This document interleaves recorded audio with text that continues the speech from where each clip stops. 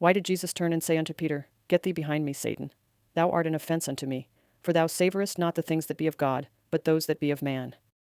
The switch to Jesus' rebuke must have stunned Peter, who had been trying to shield Jesus from danger.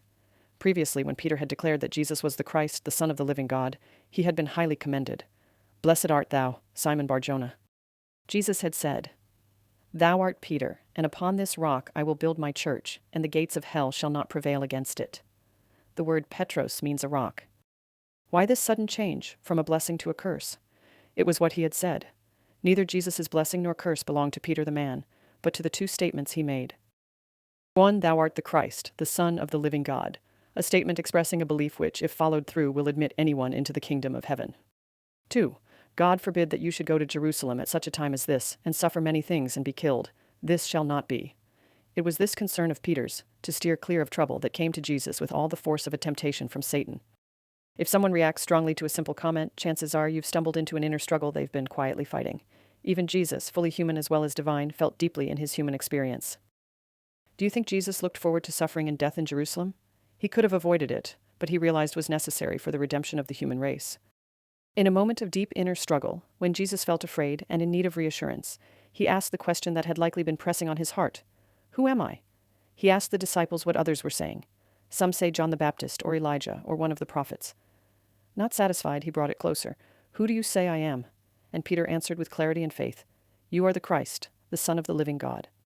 That was exactly what Jesus needed to hear. That moment of clarity and affirmation gave him the strength to move forward.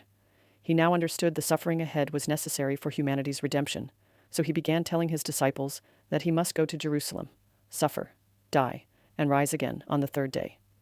But just then, Satan stirred Peter to speak out an emotional plea that clashed with the very purpose Jesus had just accepted. Be it far from thee, Lord. God forbid that you should suffer and die in such a dreadful manner. No wonder Jesus turned and said, Get thee behind me, Satan.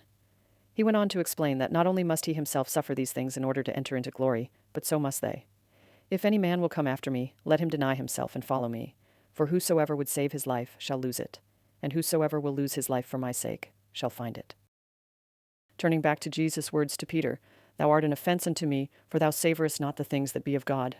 Offense means a stumbling block, something that trips you up, holds back your progress. To savor is to prefer or take delight in something. Peter in that moment was favoring human thinking over divine purpose.